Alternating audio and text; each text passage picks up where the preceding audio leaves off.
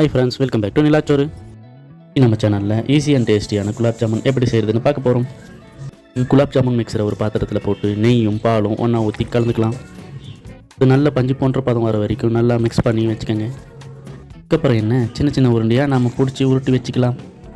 உருண்டை final output அப்போது 2 மடங்காக இருக்கும். அதுக்கு தகுந்த மாதிரி சின்ன உருண்டையாக பிடிச்சி வச்சுக்கோங்க. ரொம்ப அழுத்தம் கொடுத்து உருட்டாதீங்க. அது சாஃப்டாக உருட்டினா தான் உங்களுக்கான சாஃப்டான குலாப் ஜாமுன் உங்கள் ஃபைனல் அவுட்புட் அப்போ உங்களுக்கு வரும்.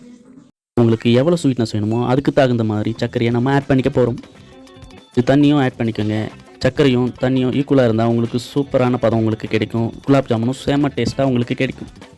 உங்களுக்கு பாகு நல்லா வாசனையாக வரதுக்காக 2 ஏலக்காவும் லவங்கமாக ஆட் பண்ணிக்க போகிறோம். இது கம்ப்ளீட் ஆப்ஷனல் தான். உங்களுக்கு பிடிக்கலனா ஸ்கிப் பண்ணிடுங்க. நல்லா மெல்ட் ஆகிற வரைக்கும் நல்லா கலந்து விட்டுக்கோங்க.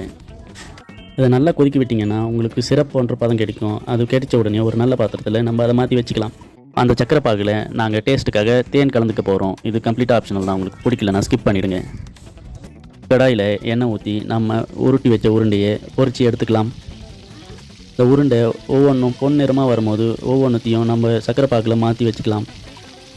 இது மாதிரி அடுத்தடுத்த பேட்சை உங்களுக்கு பொன்னிறமாக வர வரைக்கும் நல்லா வறுத்து அதை நம்ம சக்கரை பாகில் மாற்றி வச்சுக்கோங்க.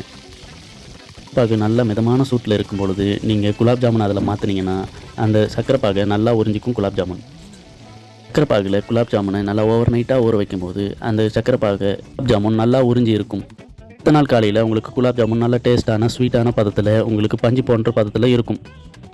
இப்போது உங்கள் ஃபேமிலி அண்ட் ஃப்ரெண்ட்ஸ் கூட ஷேர் பண்ணி சாப்பிட ஒரு ஃபெஸ்டிவல் ஸ்வீட் ரெடியாக இருக்குது. நிறைய அடுத்த வீடியோவில் வேறு என்ன ரெசிபி பண்ணலான்னு கமெண்ட் பண்ணுங்கள்.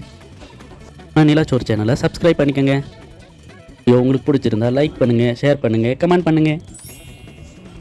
ஓகே ஃப்ரெண்ட்ஸ், அடுத்த ரெசிபியில் உங்களை மீட் பண்ணுறேன். Thanks for watching. Bye friends.